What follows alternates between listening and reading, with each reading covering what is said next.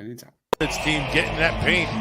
Maxey with the steal off a Monk, and he slams for two. Hurts looking left, lofting left, going for the end zone, and he's caught. Go to work. Embiid foul. Count it. Joel Embiid. Defense is what you're looking for. With 5, Hurts taking a deep shot. He's got his man. Fox blocked. Wow, great defensive play.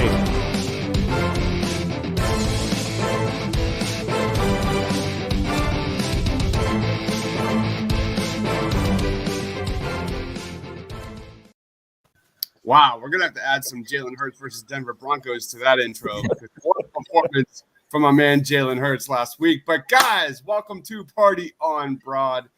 Today, we are breaking down the Sixers after 15 games, talking about the best and the worst and everything in between. Guys, if you're new to the channel, be sure to smash that subscribe button. If you're watching us live, and I hope you are, please comment. We've got a 6-pack of questions that we're going to just really deep dive into what we have seen so far. Joining me, he is the legend over there, my man Rob Lange. Follow him on Twitter at Philly_Madness. What is that, Rob? Dives, you said it the other day, man. Me and you haven't talked Sixers, I feel like, in forever. So I'm pumped, man. I'm fired up to talk about them. I know it hasn't been pretty as of late, but I think you got to take everything into consideration right now with this team. Absolutely. I mean, my God, COVID blew through the locker room. Danny Green's hamstrings. Just breathe easy. Let's not judge this team too harshly at 8-7. Man, fuck, man. I said it like a week or two ago. And I wasn't kidding, and I meant what I said. Like, I wish I had like an extra flux capacitor to throw into my DeLorean and just skip like 2 weeks from now. It is going to be tough. It's going to be really tough. We've got another special guest. You know him from our Sixers post-game shows. My man Sean, he's the Sixers lead writer of Philly Sports Network. My man is the host of the Pick Swap podcast. Make sure to check them out on Twitter at Pick Swap Pod. What's good, Sean? What's going on? As always, excited to talk some Sixers. And yeah, I agree. I think there needs to be a little reality check. And it's just like a week ago that they were 8-2 in the top of the East. So it feels like things have changed quickly. Speaking of reality checks, nice segue. Let's talk about takeaways on the current Ben Simmons situation. Guys, if you've been watching our Sixers post-game shows or Morning Cup of Joe with me and Tiago, like, you know that, like, we'll get comments about this all the time. Like, no, shut it down. I have refused to talk about it because I don't have enough information on the table. I refuse to kind of let my emotions speak for itself, which sometimes I have to, like, I can't tell you how many times, guys, that I've had like a tweet ready to go and I just deleted it so many freaking times. But Rob, you wanted to talk about this, my man. Floor is yours. You know, and I'm not even going to talk about what everybody's been talking about. Should he be here? Should he leave? Should they trade him right away? Personally, I think Daryl Morey's handling the situation the best way possible. You wait until you get something that you feel is going to benefit your roster for Ben Simmons. But what I really want to talk about is the disgusting display by Rich Paul last week. Now, 3 days after Lane Johnson comes forward with all of his mental health issues, we hear that Ben Simmons is battling that. He talks to the team. He's not mentally ready. And the initial reaction for me was, okay, hey, he's admitting to the problem, because I've said for a long time that I believe Ben Simmons' problem has been between his ears more so than his actual game. I think he's way too much in his head. I think things change too much. He's had everything gift wrapped for him his entire career. But my issue is this. My issue is with Rich Paul, because what Rich Paul did was he made a mockery of something that's very serious to the country. And personally, it's very serious to me, and that's mental health. When he came out with those comments that the Sixers are forcing him to play, and it's just a money grab for Rich Paul, and it's clear as day.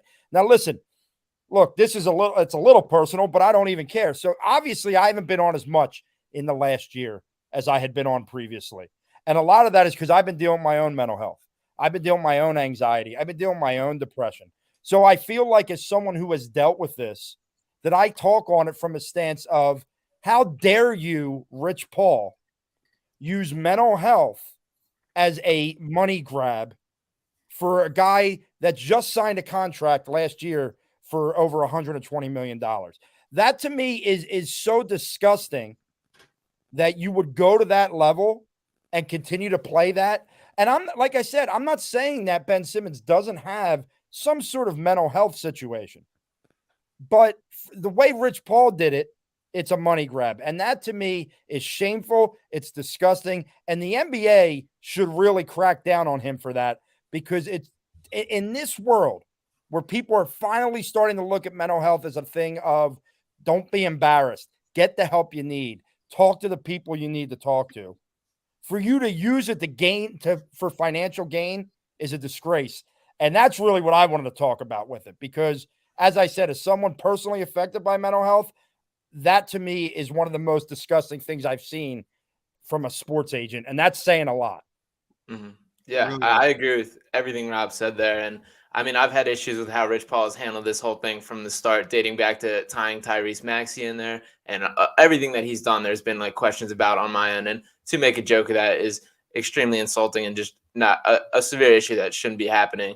And then just there's a lot of big issue like ideas that are being captured by this Ben Simmons when we think about like the contract structure and that being negotiated in good faith and how much power has shifted to the players. And I've had an issue with how much power is in Rich Paul's hands for quite some time. So there's a lot going on. It's frustrating. It's a complete mess, and it sucks for both sides that it's gotten to this point. But I agree that Daryl Morey's doing the right thing, and unfortunately, I think we're in it for the long haul on this one. No question. No question. Ben Simmons has always had to get on the court. There's nowhere around that. Like, it's always been that, and it's just shocked. I'm just shocked that one side of that is actually surprised about that, and it's just a hot mess. Just a hot mess. Let's roll on to our next topic here. After 15 games, blank has impressed me most about the 2021-22 Philadelphia 76ers. I got two here. I will let Sean go first. I'll see how this goes. So I went with a word here. All I said is competitiveness. Nice. Throughout this year, like dating back to the beginning of the season, it felt like we didn't talk about this team whatsoever. It was all the off the court stuff, the Ben Simmons stuff, everything. And the guys that showed up, the guys that came to play, they've been nothing but focus and take care of business. And like I said, they started 8-2, first in the East. It's disappointing that this recent stretch has happened with COVID and injuries and just kind of the record taking a step back in that direction. But this team has showed up and take care of business. So I've been impressed how much they've competed on a nightly basis. Just to kind of like piggyback off of that too, they've had some fun games, even when they shouldn't have been fun. Mm-hmm. And knowing how like just the collapse of last year's playoffs went, there is something to be said about that, because actually like it took me literally until the week or the month roughly, but before the Sixers season started, I wanted nothing to do with this. I was like still in NFL draft mode. It took me a while to like really get into this Sixers season, and they have had their moments of entertainment. Rob, you're up. I'm going to say after 15 games, the team camaraderie, and it's kind of like what Sean was saying. Like, listen, the amount of like hoopla around this team in the offseason was horrible. And a lot of teams falter to that, and they don't play well. Now, I know what their record says now, but pre-COVID, 8-2, winning some games, and even in this 5-game losing streak, the game against the Bucks, they were in it for basically the entire game. They fight, man. They fight. They have not allowed the outside distractions to distract them. Like everyone said, you can't keep Ben around because it's just going to distract the team. It hasn't. They've done such a good job of being together. It's really a shame that COVID hit, because they were playing so well. And honestly, outside of last night's loss, where they just got smoked, every game in this losing streak, they've been right there. They've been fun. Think about the home and home they win with Chicago. They win both, they win those games. I mean, it's been really impressive how they've been able to stay together. And I think that goes to the vets. I think Joel Embiid has become a leader. I know people hate the guy, but Danny Green is huge for that locker room. And I think the hate's a little misguided. I think people just, if the guy doesn't hit every three he takes, he's the worst player in the world. But yeah, I'm just been impressed with how this team is stuck together. Danny Green's numbers are such an enigma. Like eye test, like he does struggle on the court. Like he's had his numbers are good, at least like in some analytics, but like he's had a lot of big misses. I think that's what fans remember the most about Danny Green, like big moment, fourth quarter, wide open threes, and he just bricks them. I'll go for me, Tyreese Maxey's shooting. Tyreese Maxey's shooting has been absolutely outstanding because everyone knows this guy's terrific at the rim. 54% last year, 74% plus at the rim this year. Again, small sample size. But you talk about him outside of 10 feet, which is what you want to see him grow and grow and grow. He's shooting 44+% this year, 88 attempts. Last year, 38%. He's shooting 42% from three this year, 30.1% last year. And he's taken nearly double the amount of 3-point attempts per game this season. Then you go like into like beyond how he's impacted the game beyond the shooting, like his ability to limit turnovers and impact the game beyond getting the ball in the basket. He's got 21 turnovers in 536 minutes this season. In the 3 games that he's scored 10 points or less, the dude is a +10 with a positive net rating. And what's crazy about Tyreese Maxey's numbers, and like we've kind of been gushing about him during the postgame shows so much, the dude's per 36 numbers are literally almost the exact same as last year. That is awesome. Like there's some numbers like offensive rating that they're definitely taking a leap up, but you look kind of like across the board, they're all the same. This is who Tyreese Maxey is. The data does support that. So this is that huge breakout year that we're seeing from Tyreese Maxey. And I want to like give a little nod to the Andre Drummond, George Niang duo off the bench. There's just not enough words to express like how important these additions have been to the roster this year. George Niang has been a positive on the court in 10 of 15 games this year. And most notably, you see the fit next to Joel Embiid. It's no secret that the Sixers go with Joel. As Joel Embiid goes, so does the Sixers. George Niang and Embiid have a team-leading 27-point net rating when they're on the court together, 63 minutes. We've seen multiple times when Niang is on the court in the fourth quarter. I think that is definitely a storyline to watch as we push forward and they eventually make the playoffs. On the other end, you've got Andre Drummond, who has been a force and has made some real impressions with his passing. You look at when Niang and Drummond are on the court together, 156 minutes, 120.2 offensive rating, a 16.5 net, which easily makes that duo the best on the Sixers with significant minutes. So, this team clearly has some roster shaping to do, mostly like to get the ball out of Shake Milton's hands. That's got to stop. But you see kind of where they're going to add pieces here on the bench, in the starting lineup, move Tyrese Maxey. I don't know what they're going to do, but those two have been outstanding. There's an easy way to take the ball to Shake Milton's hands. Don't put him on the court. He's very Dives. He's becoming Jalen Reagor to me. Oh no! I can't watch him. He reminds me really bad. He reminds me of like a veteran point guard that's like lost a step, but he's like 24 years old and supposed to be in the prime of his career. It has to stop. Yeah. Oh my God. But yeah, it is what it is. I love Shake too. Like I love the dude. I've got to interview him a lot down in Delaware. It just sucks. It just sucks. Yeah. All right. Let's move on to the other side. After 15 games, blank has me most concerned about the Sixers. Let's go to Rob first. You're up, Rob. Look, I love what Tyreese Maxey's doing, and I'm a huge fan of the kid. I love everything about him. But for me, after 15 games, the lack of a true point guard has me most concerned about this team, because I don't know if that I'm just not sold on Tyrese being that right now, first of all. And if he is, I don't want him to start. I want him to come off the bench, if that makes sense. Behind him, though, is where it gets even worse. Like, I know they've tried out Furkan and he did it for the national team, but it's Shake and nothing. Mm-hmm. And it's like, that is going to lose them so many winnable games this year, until they get someone that can be the floor general on offense with that starting group. And it's not fair to put that on Maxey because Maxey's trying to develop all the areas of his game. You know what I mean? He's trying to become that scorer, and he's doing a tremendous job at it. I don't think it's fair to put it on him to be that point guard.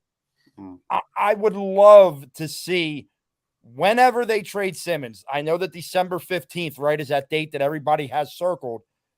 There's got to be some sort of veteran point guard who can come in and be the floor general. I'm not saying they got to be a superstar, but they got to be able to play that position the way it's meant to be played. Yes, they have to score the basketball too. They actually have to shoot, unlike Ben, but they also have to be able to manage the game on the floor for Doc Rivers. And until they get that, I don't think you can put them in an upper echelon with the rest of the East or the West for that matter. What about you, Sean? Yeah, I agree with that. And the George Hill signing still leaves a little bit of a sour taste in my mouth, how that ended. I don't have a ton of major concerns with the team right now. I decided to go with Danny Green just because even though it's a little bit of a kick him while he's down moment, and in the long run, I'm not really concerned. But I just want Danny Green to settle back into being Danny Green and just sitting in the corner, shoot threes, do your thing. Do what you're best at. The putting the ball on the floor, dribbling a little bit.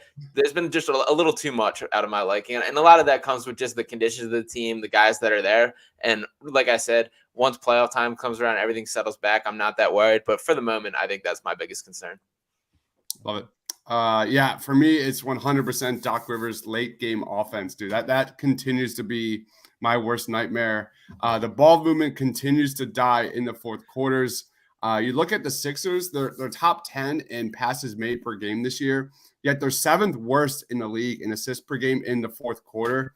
You look at clutch situations so far this season, they have 5 turnovers to 8 assists, and the team is a minus 16 in clutch situations. That is kind of awful, especially considering last year. Like, I know COVID hit and stuff, but like this team was goddamn solid, especially defensively late in games. And a lot of that is attributed, sorry guys, to Ben Simmons' defense. But you look at kind of that plus minus rating. They're 6th worst in the NBA in the fourth quarter. They don't get to the free throw line. They have the 4th worst free throw rate in clutch situations.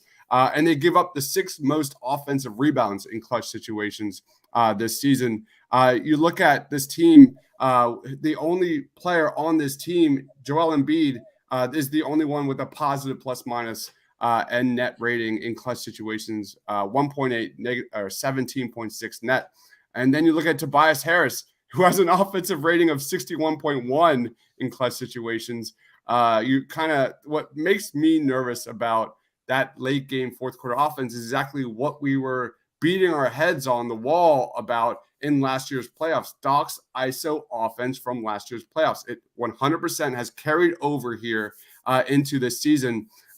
You see isolation frequencies up big time compared to last year. Joel Embiid and Tobias's numbers, ISO numbers, are not good. They are really, I mean, they're not bad, but they're down. Yes, Joel Embiid, 82nd percentile ISO to 72. And then you've got Tobias Harris, 86th percentile ISO scoring down to 62. So you nailed it, Rob. Lack of shot creator was the weakness in last year's playoffs.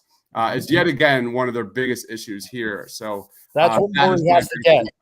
When he trades Simmons, he's got to get the guy that can run the point, be a shot creator, and be a closer, be a guy down the stretch that can at least make things happen, even if he's not the one scoring the basketball, but at least draws enough defense in where then you can get a Joel Embiid or a Tobias Harris in a better situation. Because you're right, ISO ball at the end of the game, it's just not good for them. No, and they're you see kind of Joel Embiid loses legs down there in the stretch in fourth quarters. Tobias Harris is not getting it done. He didn't get it done in last year's playoffs. I want to see what the numbers were. The net was last year. The Sixers were the 5th best, 11.0 last year in clutch situations. Not in the playoffs, 100%. And they are bottom. No, hold on.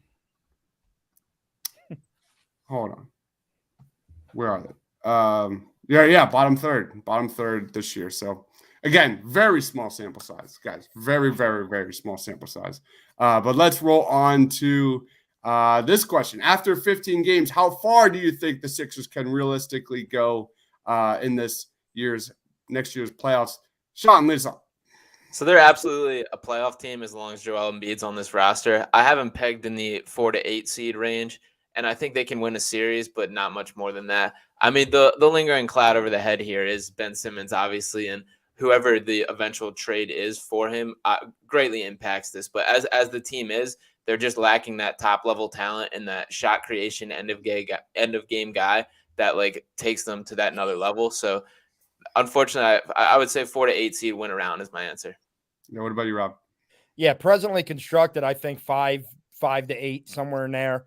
They just don't have enough. They don't have the guy that can control the game. Defensively, they're just right now. I mean, and look, I'm not saying right now as in COVID, but even with Joel Embiid in the lineup, that's why I'm not in a rush to make a move. But if you want to do something this year, eventually you're going to have to make a move to bring in the pieces to make you that true Eastern Conference contender. I'm gonna bring some optimism here. I'm gonna try and bring some optimism because again, the caveat, like you said, Sean, is Joel Embiid healthy. If Joel Embiid's healthy, this is a totally different kind of conversation. Quentin says agreed. 5 to 8 seed. And I agree wholeheartedly. I think they'll probably win around and they're similar exit compared to the last couple years. But the bad news is the Sixers' main starting five have only played 6 games together this year. The good news is, like last year, when they do play together, 16.6 net, 60+% true shooting percentage, and a 98.8 defensive rating. So the ingredients are there. And that doesn't wholeheartedly, that does include Seth Curry just literally being on fucking fire and not missing in that first stretch of the games. But when you kind of look a little bit further into this, I think some good news is that the starting lineup alongside Andre Drummond also has some really good numbers, which was a huge issue in last year's squad. You look at the starting four with Dwight Howard, negative 31 net in the regular season, negative 2.1 net in the playoffs. This year, they have an offensive rating of 119.2 with the starting four and Andre Drummond. So I do think there is something there that they could potentially work with and not have those collapses in the playoffs. So here's hoping. I'm hoping that they don't have these major issues coming off the bench like they did last year, especially when Dwight Howard came in and he especially shared the court with Ben Simmons. So go ahead, Sean. And a little more optimism. A simple trade, and this changes in such a large margin. If they get a guy that fits the pieces, a guy that can distribute, can be the closer, and just fill the cracks that really this team needs, they're right back in that championship contention. So it really is a one move away that could fix it. It's just sitting back and waiting for that move to be available. 100%. Next question is, who is your way too early Sixers MVP this season? I'll say the person who made those City jerseys. Because that's all I've asked for Christmas so far. I got one on its way. I was in my office. It was probably 9:30, 10 o'clock in the morning on the 15th. And I get an email. I'm like, oh, let me go on. And I bought my wife a hoodie and I bought the jersey. They're supposed to be here by the 19th. I'm super. And look, I'm 37 years old, man. I should not be buying jerseys, but I friggin' love that jersey. I did show a little bit of caution because I really wanted to buy the pants too. I was like, I cannot spend $135 on a pair of sweatpants. Do you see how much that hoodie costs? There's a hoodie there for $250. Yeah, no. I bought my wife the one that was not that much. It's like 55. It's sexy as hell, though. It is so nice. Whoever made that City jerseys is finally a Philadelphia team has the alternate jersey that we love outside of the powder blues for the Phillies, which are always classic. Yeah. But for real though, Seth Curry is 100% the MVP. 66 plus true shooting percentage, 63 plus % effective field goal percentage, 53 plus % from three in the catch and shoot. All of his shooting numbers are up. 83rd percentile as a ball handler in the pick and roll. I don't even know where this offense would be without Seth Curry right now. They've lost 5 in a row, but it would be a lot worse, especially early on with Joel Embiid and no Tobias Harris and so much going on with this roster. So Seth Curry, what about you, Sean? Yeah, I think it's absolutely Seth Curry. I mean, 15.4 points per game, 46.5% from three, on 5.1 attempts per game, and just career highs in minutes played, field goal attempts, 3-point attempts, 3-point percentage, free throw attempts, and rebounds. It's absurd the numbers he's putting up, and just the way he's replicating it is just insane. Like, these are kind of flash in the pan numbers that he just keeps coming back with, and to have so much thrown on his plate, like he's handling more this year than he ever has in his career, and he's just taking it in stride, no issues. And when we traded for Seth, I really believe that he was such a great statistical shooter, just about how smart he is with the shot he takes. Like, he rarely forces and does this, but you see him taking on more, and the numbers are still backing it up. So I've been so impressed with what he's shown. And I don't understand. I get there's limitations to his game when we think about defense, and he struggles against more athletic defenders, but and especially guys with big wingspans. But it blows my mind how long it took for him to kind of find his lane in this league and the way he bounced around. So I'm so grateful that the Sixers have Seth Curry, Josh Richardson, and a second-round pick for him. Might go down as an all-time trade. So I'm just happy he's here. Yeah. Yeah. What about you, Rob? Yeah, I mean, and sneaky how well he gets to the basket. Look, I could go with Seth Curry too, but just since both of you did, I'll pick somebody different. And I'm going to go with the guy we talked about earlier, and Tyreese Maxey. And from the standpoint of so much has been asked of this kid in year 2, and he's really answered the bell. I mean, outside of that first Knicks game, and I'll be honest, I didn't watch the late night drubbing they took last night, but he has answered the bell. He's not afraid. He goes after it. He tries as hard as he possibly can on the defensive end. I just love everything he brings to the table. And I am going to love him even more when he doesn't have to take on such a large role. I think he becomes an even better player when he doesn't have to do those things.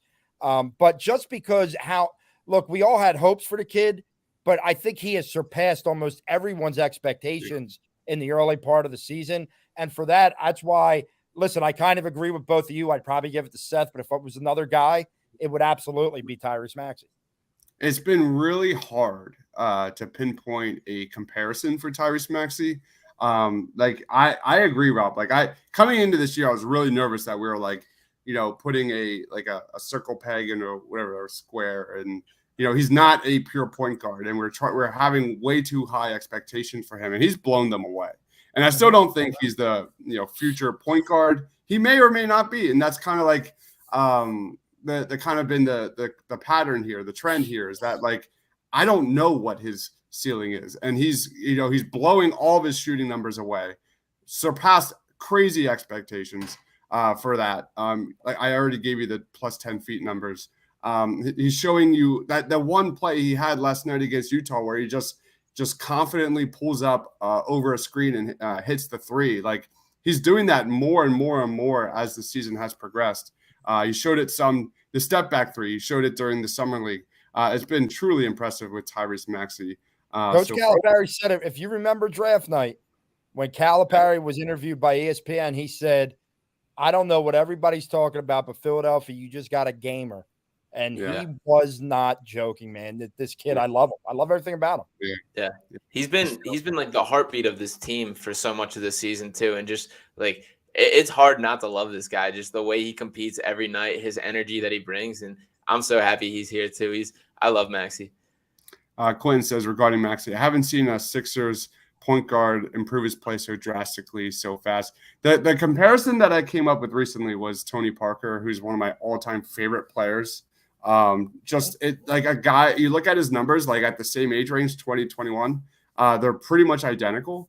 I think these are two guys that can just dominate at the rim, get to their spots whenever they want. 18 to 20 points a game ceiling for Maxey is where I'm at right now.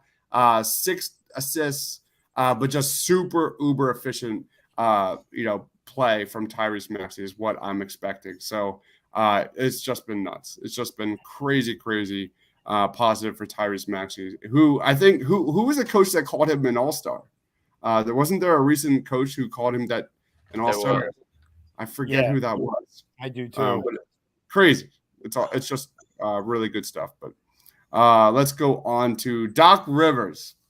0 out of 10. 0 being zero concern, 10 being the season is doomed. How concerned are you about his coaching so far? including last year's playoffs and what you've seen through 15 games. Rob, you're up. If I'm including last year's playoffs, I think I got to go dead in the middle. I think I got to go at the 5 spot.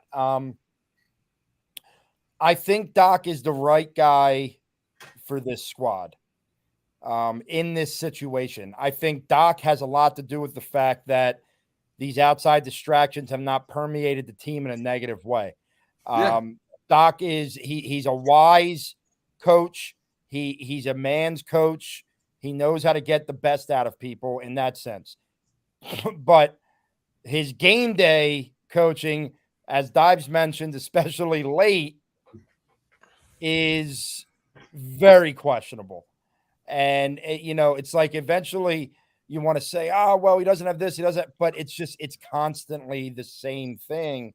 And it's almost like, well, okay, if you're going to go ISO late in the fourth quarter, well, guess what? When you trade Ben Simmons, you better damn well get a guy that can ISO in the fourth quarter, or the shit's not going to work. So I'll go right in the middle because I'm not overly concerned, but I'm not sitting here as confident as could be either. Yeah, I'm going to go 3 for mine. After last season, after the postseason last year, I was sounding the alarms, like, don't have anything to do with Doc Rivers. Very disappointed in what I saw. He's won a lot of my trust back this year, and I still have some serious questions about the late game stuff, but there's something to be said about just the way this team has showed up pretty much every night. And to me, like, that matters. And there's little things, like when we think about the 1,000th victory, just the video, like Joel dumping the bucket and just like the genuine like happiness on the team. Like, I do think the team likes him and shows up. And to me, like, the roster construction is the bigger thing. And whatever that final piece matters a lot more than what the Doc Rivers decisions will be. But it is incredibly frustrating some of the times he pulls the trigger. And for a guy who's been around basketball so much to just not have the game day feel. But he has won a lot of my trust back so far this year. So I'm optimistic. Oh, man, I am definitely I'm like 6 or 7. I've just seen way too much evidence to support otherwise. You look at a coach who regularly has a team that collapses late in games. And I'm not blaming this all on him. There's, definitely a lot going on with this team.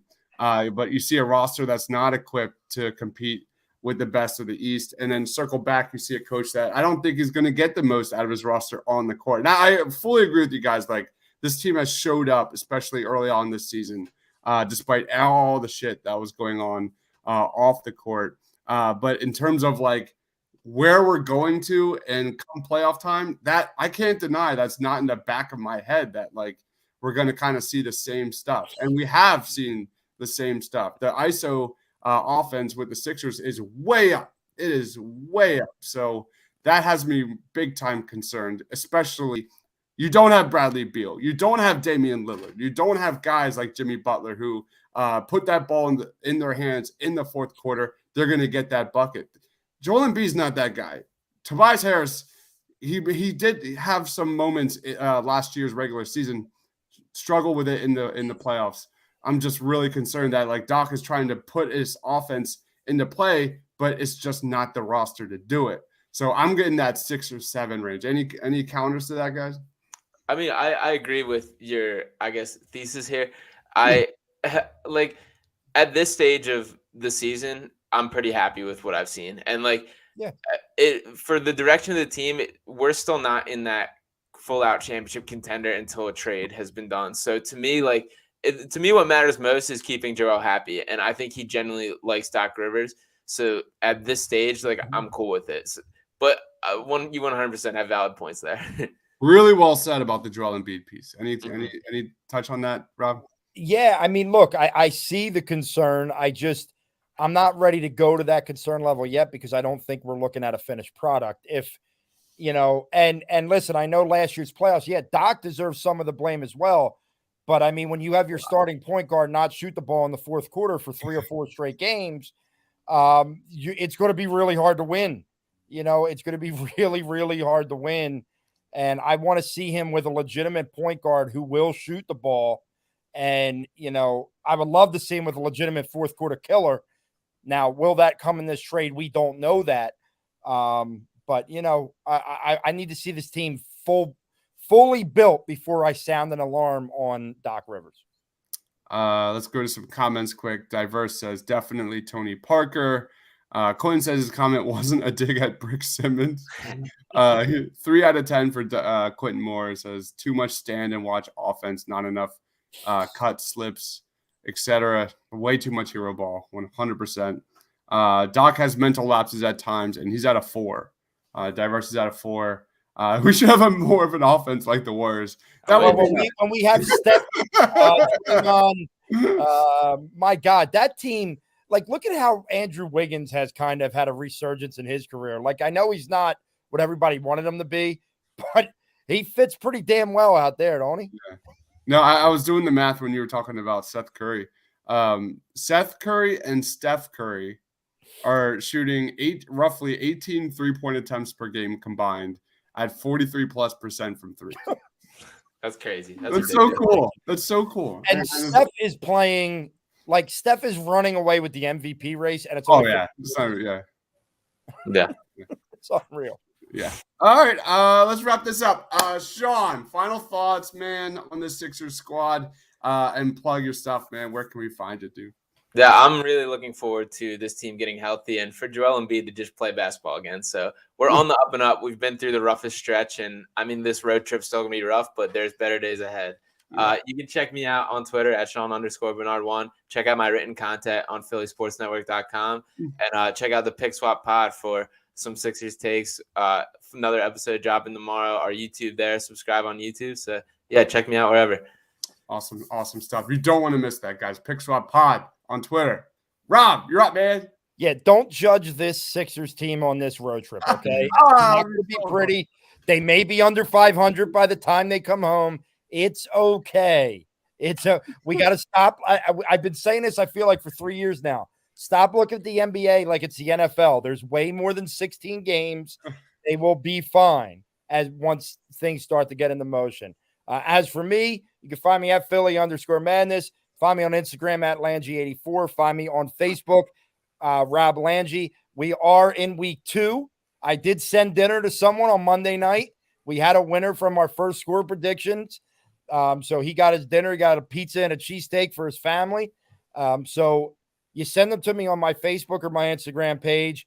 I put them all down. Whoever gets closest to the score prediction will get dinner on me Monday night. I will send it to you. I will pay for it. I will tip the driver. You don't got to worry about none of that. I got it all under control. But the predictions better be in before 1 o'clock.